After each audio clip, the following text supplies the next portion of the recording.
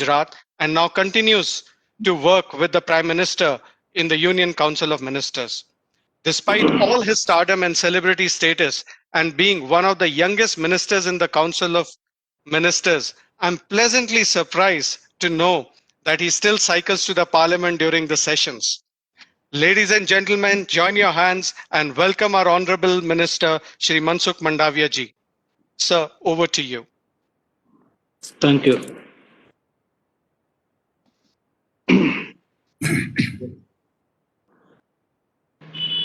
OPPI annual summit के दूसरे दिन के समापन के अवसर पर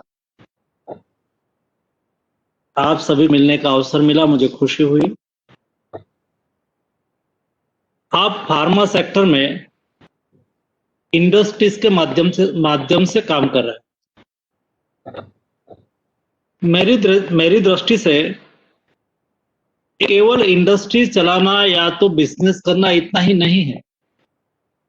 आप एक ऐसे विषय के साथ जुड़े हो जो देश के लोगों की जिंदगी को बनाने में और बचाने में सहयोगी हो सकता है, और इसलिए मेरी दृष्टि से आपका काम एक विशेष काम है जो आप अच्छी तरह से कर रहे हैं। ओपीपीआई के प्रतिनिधि को कई बार मुझे मिलने का अवसर भी मिला है। आप सबसे मैं मिलता हूं तब आपका कोऑपरेटिव बिहेवियर, नेशन के लिए कुछ सहयोगी होने की आपकी भावनाएं आप हमेशा व्यक्त करते हो, और इसलिए मैंने डिसाइड किया, मैं थोड़ा 1-2 मीटिंग प्लस माइनस करके मैंने कहा कि मैं जुड़ूंगा। फार्मा सेक्टर आज इंडिया में उसकी स्थिति क्या है, कैसे आगे बढ़ रहा है, दुनिया में हमारी स्थिति क्या है, उसके संदर्भ में आप एक इंडस्ट्रीज बॉडी हो, इसलिए मुझे बताने की आवश्यकता नहीं है। लेकिन my government means Modi government is pro poors, pro farmers, but industries friendly government. हमारी सरकार गरीब लक्षी सरकार है, किसान लक्षी सरकार है, लेकिन इंडस्ट्रीज फ्रेंडली गवर्नमेंट है। हम जानते हैं कि कोई भी देश को आगे बढ़ना है तो इंडस्ट्रीज डेवलपमेंट आवश्यक होता है। विदाउट इंडस्ट्रीज डेवलपमेंट देश आगे नहीं बढ़ सकता, और इसलिए $2.64 ट्रिलियन की हमारी इकोनॉमी को अगले 5 साल में $5 ट्रिलियन आगे ले जाने के लिए इंडस्ट्रीज की भूमिका उसमें महत्वपूर्ण रहे। और जो इंडस्ट्रीज हमने चिन्हित की है उसमें से एक इंडस्ट्रीज हमने फार्मा सेक्टर को भी उस विषय के लिए चिन्हित किया है, जिसमें हम इंडिया में मेक इन इंडिया के माध्यम से प्रोडक्शन बढ़ाए, एफडीआई इंडिया में लाए, और दुनिया में हम मेडिसिन को सप्लाई करें। आयुष्मान भारत योजना के अंतर्गत अगले दिनों में इंडिया का मार्केट भी बहुत बूस्टअप होना है। इंडिया की require, my self belong from rural area में, गांव से आता हूं, मुझे पता है कि आज तक गांव के लास्ट पर्सन है, एक गांव में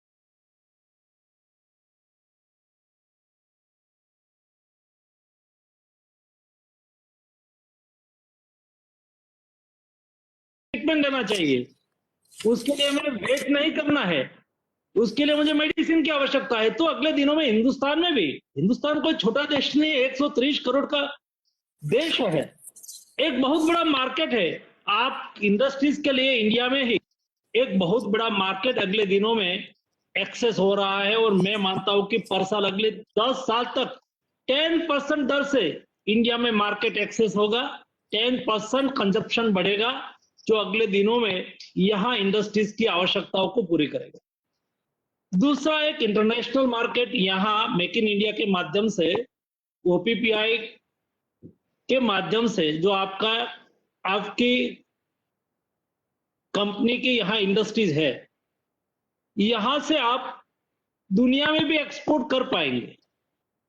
जो अनबैलेंस था, बहुत चिंतित थे कि एपीआई में इंडिया में आत्मनिर्भरता नहीं है, हम क्या करें, हमें इंपोर्ट पर डिपेंडेंट रहना पड़ता है। जी नहीं। और उसके लिए आपने देखा होगा 6-7 महीने पहले हमने एक पीएलआई स्कीम लाई है 14,000 करोड़ रुपीस की, 3 bulk drug park, fermentation based API, chemicals based API, ये सबके लिए 14,000 करोड़ रुपीस, मेडिकल डिवाइस के लिए मेडिकल डिवाइस पार्क, वो आज सारी व्यवस्था हो गई है। अगले दिनों में शॉर्ट टाइम में सभी की एप्लीकेशन भी आ चुकी है, बल्क ड्रग पार्क के लिए स्टेट की ओर से रिकमेंडेशन भी आ चुकी है, सारी व्यवस्था बन चुकी है। जनवरी से मैं उसके ऊपर काम करना शुरू कर दूंगा, मतलब जनवरी से उसको अलॉटमेंट में स्टार्ट कर दूंगा। इससे अगले दिनों में 2021 में 2021 में ये सारा 14,000 करोड़ की स्कीम का इंप्लीमेंटेशन स्टार्ट हो जाएगा। इतना ही नहीं, बाद में भी हमें ऐसा लगा कि और उसमें आगे करने की आवश्यकता है, तो दूसरा 15,000 करोड़ रुपीस की सेकंड पीएलआई स्कीम लेके हम आ रहा है, उसका फायदा उठाना चाहिए। इस स्कीम को समझ के आप अपना प्रोडक्शन इंडिया में बढ़ाओ, आप अपना प्रोडक्शन यहां से बढ़ा के आप दुनिया के मार्केट में भी अपने इनको सप्लाई करो। देखा आप सब लोगों का मुझे बहुत अच्छा सहयोग मिला था जब ये स्थिति यहां आई। एक 24 मार्च को देश में लॉकडाउन लगाया गया, दुनिया में कई कंट्री में लॉकडाउन जैसी स्थिति थी। जेनरिक मेडिसिन का दुनिया का सबसे बड़ा सप्लायर तो हम ही है। ऐसी स्थिति में हिंदुस्तान एक ऐसी कंपनी है, जब फॉरेन कंपनी को इंडिया में इन्वेस्ट करना है, दोस्तों ऐसी कोई कंट्री आज आप देख सकते हो, कई कंट्री में इलेक्शन है लेकिन कोई मारने के लिए, उस प्रेसिडेंट मारने के लिए तैयार नहीं है, वो बोलते हैं कि मैं प्रेसिडेंट हूं। कई ऐसी कंट्री है वहां सत्ताधीश लोग अपने लिए कानून बना दिया और वो ही परमानेंट पावर में रहे, एटमॉस्फेयर, या तो ऐसा कानून खड़ा कर दिया। दोस्तों इन्वेस्टमेंट के लिए हिंदुस्तान एक ऐसा कंट्री है जो विश्व दुनिया की largest democratic country, not only for largest democratic country, but 3 स्थिति इंडिया में सबसे आकर्षण का केंद्र है। एक, हम दुनिया की सबसे बड़ी लोकशाही तो है ही।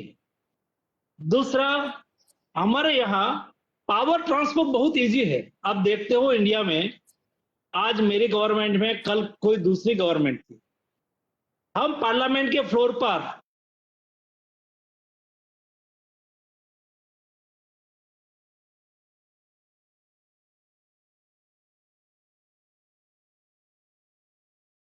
के आती है और बहुमति के आधार पर सरकार बनाती है। 72 ईयर्स हुआ हिंदुस्तान में, कभी किसी प्रधानमंत्री ने ऐसा नहीं कहा है कि हम पद नहीं छोड़ेंगे, मैं ही हूं।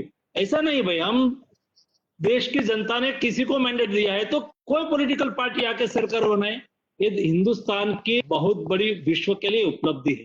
तीसरा, और जुडिशरी ने कभी ऐसा नहीं कहा कि ये फॉरेन कंपनी है, वो इंडियन कंपनी है, उसके साथ हम बाहर से बिहेवियर करेंगे, हम तो जजमेंट इंडियन कंपनी के फेवर में देंगे। नहीं, Indian judiciary is giving to justice on base of merit. वो जस्टिस इंडिया में मेरिट के आधार पर होता है। ये 3 बड़ी उपलब्धि आज के दिन में दुनिया के सामने हिंदुस्तान में है, और इसलिए हिंदुस्तान एफडीआई लाने में सक्सेस रहे, हिंदुस्तान मेक इन इंडिया में सक्सेस रहे है।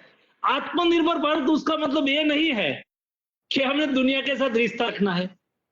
आत्मनिर्भर भारत का हमारा उद्देश्य ये नहीं है कि हिंदुस्तान में ही सब कुछ चीज बनना चाहिए। हिंदुस्तान में बने, आज एक्जिम में जो गैप है, एक्सपोर्ट इंपोर्ट में गैप है, आज $5 बिलियन का हम इंपोर्ट करते हैं, $3 बिलियन का हम एक्सपोर्ट करते हैं, $2 बिलियन का गैप है, उसको फुलफिल करना है। दुनिया के साथ अच्छा रिश्ता भी तय करना है, दुनिया की रिक्वायरमेंट को फुलफिल भी करना है। आपने देखा होगा जब कोविड क्राइसिस चल रही थी, दुनिया बोल रही थी, उस वक्त ये सारी मैनेजमेंट की मेरे जिम्मे में आई थी। 24 मार्च को जब देश में लॉकडाउन लगा और 4 अप्रैल को हमने बैठना शुरू किया, उस वक्त हिंदुस्तान के 53 एपीआई पर हमने प्रतिबंध लगा दिया था। हमने उसके ऊपर विस्तार से बातचीत किया, सारे देश में सभी डिस्ट्रिक्ट कलेक्टर के साथ रात भर बैठ के सभी के साथ बातचीत करके सभी फार्मा इंडस्ट्रीज को स्टार्ट करवाया। सबसे पहले देश में एक्सपोर्ट पर प्रतिबंध था। मोदी जी ने कहा कि दुनिया को हमें 2 बात करनी है, हिंदुस्तान की रिक्वायरमेंट को भी फुलफिल करना है और दुनिया में भी हमें मेडिसिन सप्लाई करना है, क्योंकि हमारा कल्चर है वसुधैव कुटुंबकम का। हम लाभ की संस्कृति वाले देश नहीं है, केवल हम लाभ शुभ की संस्कृति वाले देश है। हमारे घर में, हम किसी के घर में जाते हैं तो लिखा होता है लाभ शुभ। लाभ शुभ मतलब हम लाभ की भी बात करते हैं, लेकिन हम शुभ की भी बात करते हैं। हमारा कल्याण होना चाहिए, लेकिन दूसरे का भी कल्याण होना चाहिए। और ये बात को फलीभूत करने के लिए उस वक्त हमने लगातार देश में प्रोडक्शन बढ़ाया और दुनिया ने मोदी जी को कॉल किया। कई कंट्री ने बाय इंटरनेशनल रूट से, डिप्लोमेटिक रूट से उन्होंने हिंदुस्तान से मेडिसिन की मांग की। मुझे आज बताते हुए खुशी हो रही है कि 120 कंट्री में हिंदुस्तान ने हाइड्रोक्सीक्लोरोक्विन, पैरासीटामोल, एजिथ्रोमाइसिन जैसी आवश्यक मेडिसिन हमने उपलब्ध कराई थी और आज उसका फायदा हिंदुस्तान को मिल रहा है। शायद हिंदुस्तान में प्रोडक्शन हुई मेडिसिन प्राइस प्लस माइनस क्यों ना हो, आज दुनिया अपनी नहीं है कि आपके यहाँ रेट क्या है। वो कहते हैं कि हमें इंपोर्ट करना है हिंदुस्तान से, आपके लिए बहुत बड़ी अपॉर्चुनिटी है उसको एनकेज करना। वैसे ही दुनिया में आप पोस्ट कोविड के बाद हिंदुस्तान दुनिया में एक ऐसे कंट्री के रूप में उभरे हैं। सचमुच में मैं यहाँ जो इंडियन सिटीजन है और आप लोग नेशनल ट्रैवल करते हो, मैं आपको बताना चाहूंगा कि आप जब फॉरेन में जाएंगे, आपकी जो मदर कंपनीज है उसके सीईओ आपको मिलेंगे, वहां आपको वेलकम भी कहेंगे और थैंक यू भी कहेंगे। इंडियन सिटीजन को दुनिया थैंक यू कहने वाली है।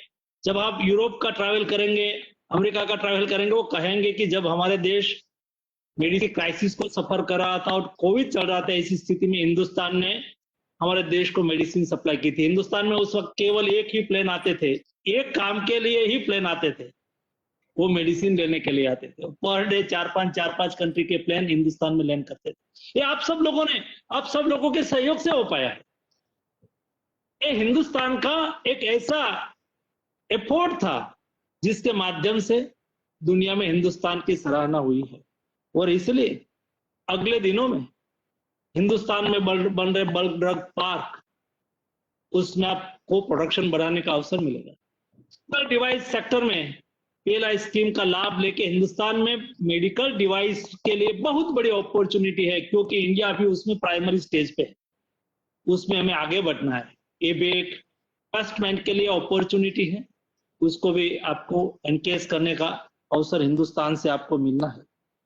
और पीएलआई स्कीम 1 और पीएलआई स्कीम 2 मतलब 30,000 करोड़ रुपीस की पीएलआई स्कीम के माध्यम से हिंदुस्तान फार्मा सेक्टर में सारे दुनिया को मेडिसिन उपलब्ध कराए, ये दिशा में हमने काम करना शुरू किया है।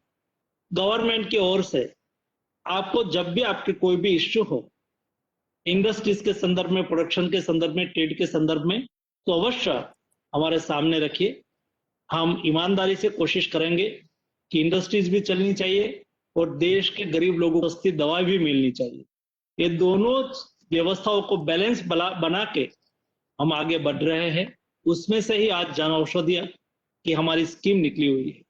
आज मुझे बताते खुशी हो रही है, गगन सिंह जी ने कहा कि 1000 जन औषधि स्टोर, उससे आगे बढ़ के आज 7000 तक पहुंच चुके हैं। और ये औषधि स्टोर गरीब लोगों की बहुत बड़ी सेवा कर रहे हैं। उसको भी चलाना है, इंडस्ट्रीज को भी हमें चलाना है, प्रोडक्शन भी बढ़ाना है, देश की रिक्वायरमेंट को भी फुलफिल करना है, आत्मनिर्भर भी बनना है, एक्सपोर्ट भी करना है। इस सभी चीजों को समायोग करके हम आगे बढ़ रहे हैं। उसमें म्यूचुअल कोऑपरेशन से ही हो सकता है। सरकार आपकी डिमांड, आपकी एक्सपीरियंस, आपके सुझाव के आधार पर पॉलिसी तय करती है और सब साथ में मिलकर आगे बढ़ सकते हैं। यही मोदी सरकार का मंत्र है। मैं आपको आपकी एनुअल समिट के अवसर पर फिर से शुभकामनाएं व्यक्त करता हूं। धन्यवाद।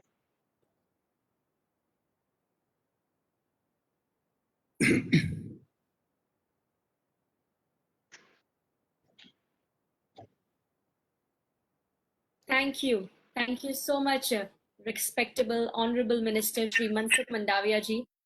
Thank you so much for inspiring us and motivating us all. यहाँ मैं आपसे गुजारिश करूंगी